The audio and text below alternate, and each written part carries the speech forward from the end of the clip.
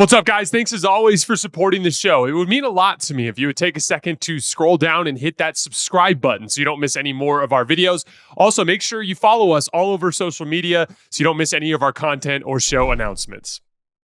All right, let's get into our power rankings. Going to be quick hitters on a lot of these. Most of the teams in the NBA have only played once or twice since our last rankings, so we're not going to get too deep into those, but all of our odds are provided by our partner at DraftKings. Again, after every single team, I will give you guys their conference odds and their title odds. Number 10, the Miami Heat. Only one game last week, a win at home over the Toronto Raptors. Tyler Herro continues his excellent start to the season, and Bam Adebayo's offense is starting to take off. He's averaging 7 assists per game over his last 8 games, and he's averaging 21 points per game after his last 3 games. And all of the reporting has been indicating that the Heat are looking to move on from Jimmy Butler at some point before the deadline. Who knows where he'll end up? But I think it's a good idea. This is a team that is starting to play some good basketball. They've won 4 in a row against some good teams. And Tyler Herro and Bam Adebayo are really taking off. That partnership is working. So it's as good a time as any to try to turn Jimmy Butler into assets that will help the Heat kind of propel themselves into the next era. Right now, the Miami Heat are plus 1,400 to win the Eastern Conference and plus 3,500 to win the title. Number 9, the Denver Nuggets. Just one game last week, a blowout of the Clippers on Friday night. A weird game with a lot of turnovers and a lot of the game being played in transition. But they were able to win comfortably without needing a superhero game from Jokic. He went for just 16, 7, and 2 in that game.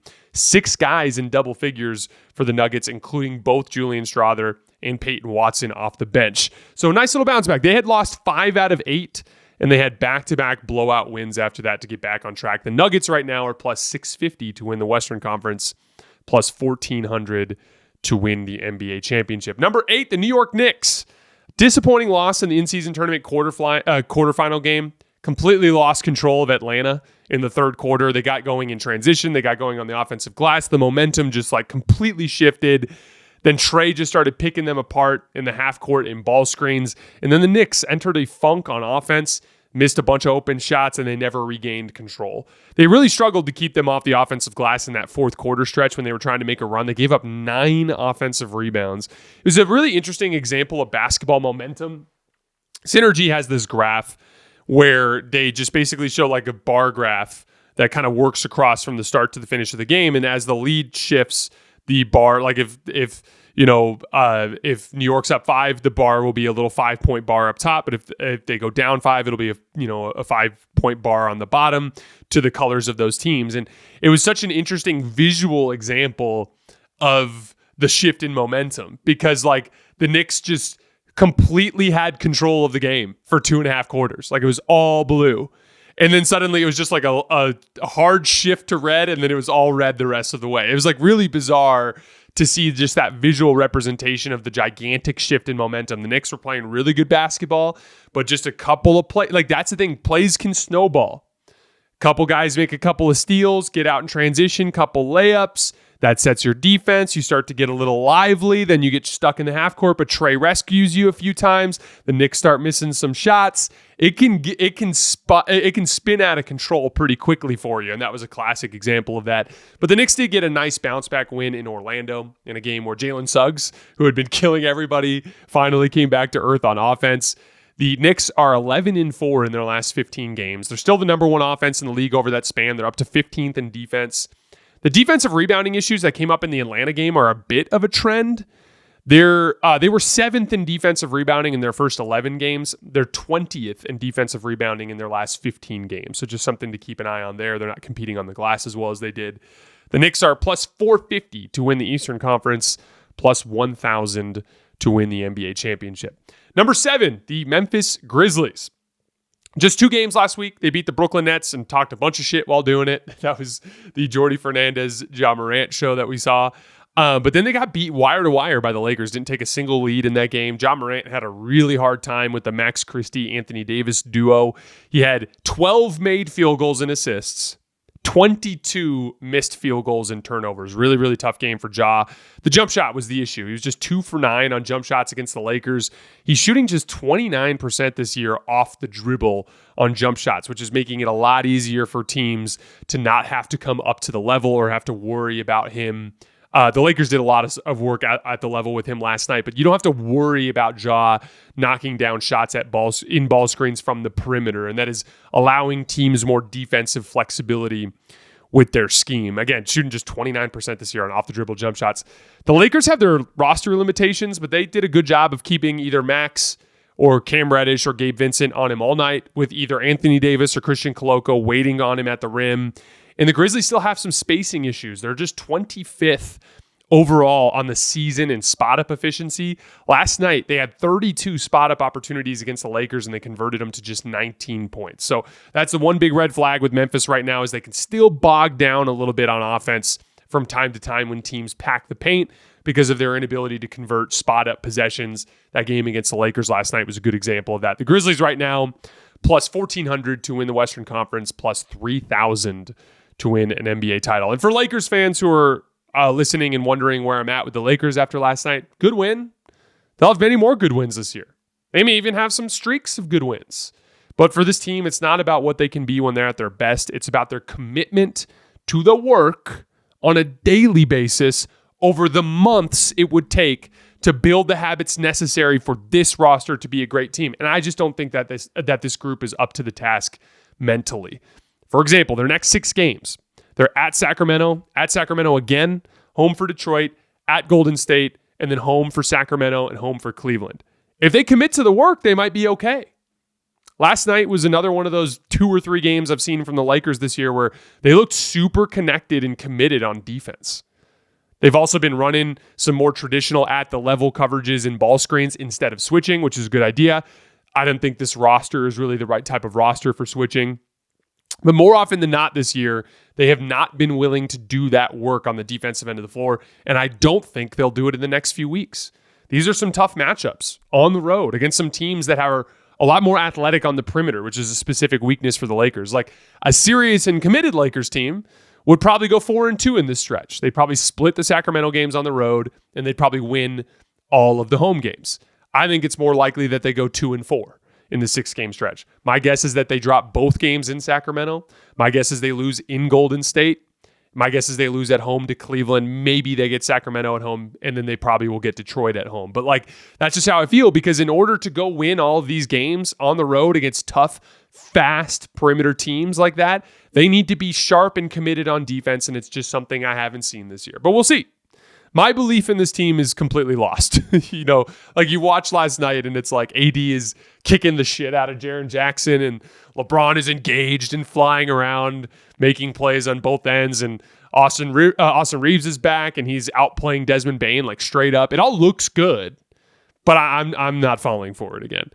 Number 6, the Houston Rockets. We hit them in the opening segment, so I won't hit them again, but the Rockets right now are plus 2,200 to win the Western Conference, plus 6,500 to win the NBA title. The Milwaukee Bucks, we also hit them in the opening segment, so I won't hit them again. The Bucks are plus 800 to win the Eastern Conference, plus 1,800 to win the NBA Finals. Number 4, the Dallas Mavericks. Really disappointing loss in the in-season tournament quarterfinals to Oklahoma City, but I was actually impressed by Dallas in that performance. I know it sounds crazy to say, but I really poured over the film in that one. I did a full film session on that game. You can find that in our feed. It's labeled Western Conference Finals Preview. I think it was 37 clips from that game where I went into extensive detail, but I thought Dallas handled Oklahoma City's blitzes and their doubles really well. They just completely botched the game in their own backcourt.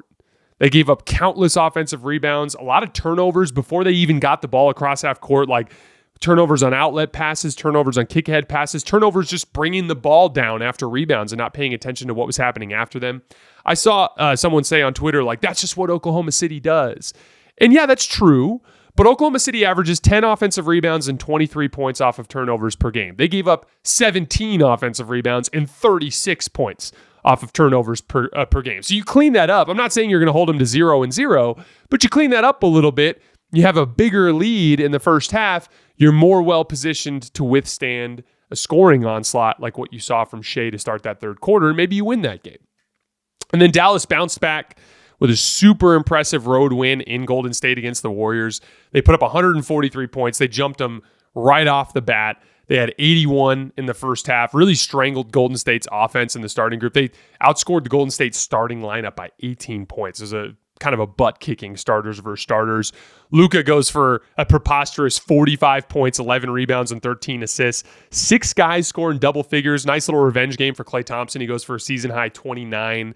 A lot of damage just on skip passes and ball screens and in transition when the Warriors were losing him. The Warriors on multiple occasions made pushes, got the game close, only for Dallas to immediately pull away. I still think that's the second best team in the Western Conference. If you agree with me, the Mavericks right now are plus 550 to win the conference and plus 1,100 to win the NBA title.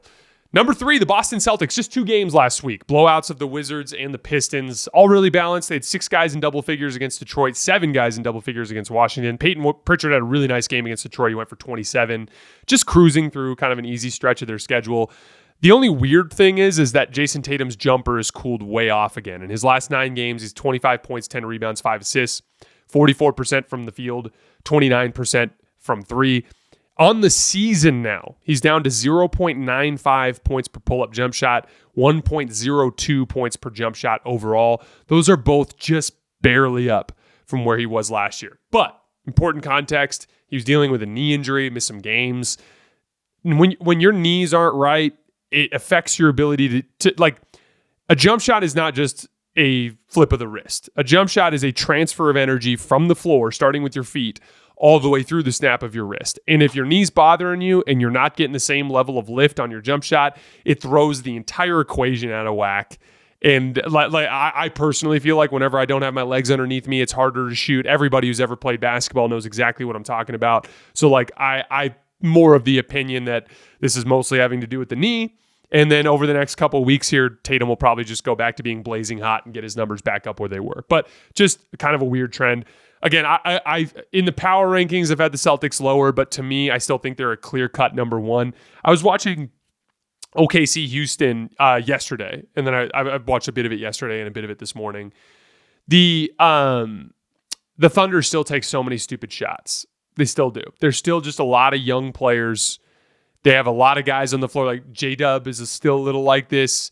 Lou Dort is a little like this. They have some guys that will just go off script and just take a bad shot from time to time, especially when the situation doesn't call for it. I still think I trust Boston's execution better in a playoff series. That is why, despite the fact that I think the Thunder have been playing some really, really good basketball, potentially even better basketball than Boston within the context of the regular season, I still think that Boston is the safest bet to win the title by a pretty decent margin.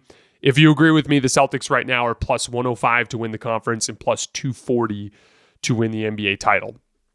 Number 2, the Cleveland Cavaliers. Just one game last week, a win over the Wizards at home. Donovan Mitchell, Darius Garland, and Jared Allen all go for 20-plus points. There has been some slippage for the Cavs on offense as of late. So the Cavs are just 5-3 in their last 8 games, 11th in offense over that span. Remember, they're the number 1 offense in the league over the large sample. They're getting beat pretty good on the glass over that span. They're 24th in rebounding. Remember, that was an issue that popped up periodically in the past, especially in the playoffs. Just something to keep an eye on. They have the Bucks this week, and then a really fun road trip at the end of the month that I've had my eye on for a while as an opportunity to learn more about the Cavs. Like, I really want to learn more about the Cavs, not as to whether or not they're good. I know the Cavs are good. I want to learn about how close they are to Boston. And in order to see that, we need to see them play a consistent stretch of tough opponents. And they've had the 3rd easiest schedule in the league to start the season. At the end of this month, they go to Denver, to Golden State, to the Lakers, and to the Mavericks in a 4-game set. That's going to be a great opportunity for us to see the Cavs in a bunch of disadvantageous situations in terms of travel and rest and crowd, obviously, with being on the road. That'll be a great opportunity for us to give a better evaluation to this roster. The Cavs right now are plus 700 to win the Eastern Conference and plus 1,700 to win the NBA Finals. Number 1, the Oklahoma City Thunder. We covered them at the top of the show, so I won't go into any further detail here. But the gist of it is, why I put them number 1 is simple. I think they're playing the best basketball in the NBA right now, within the context of the regular season. In this stretch where they've won 9 out of 10, they have beat Houston comfortably, Dallas comfortably, as well as Golden State, Sacramento, and the Lakers all on the road. Just a really, really impressive stretch of hoops. Right now, the Thunder are plus 180 to win the conference, plus 360 to win the NBA title. Boston and Oklahoma City really starting to separate themselves from the rest of the league. Again, all of these odds are provided by our partner, DraftKings.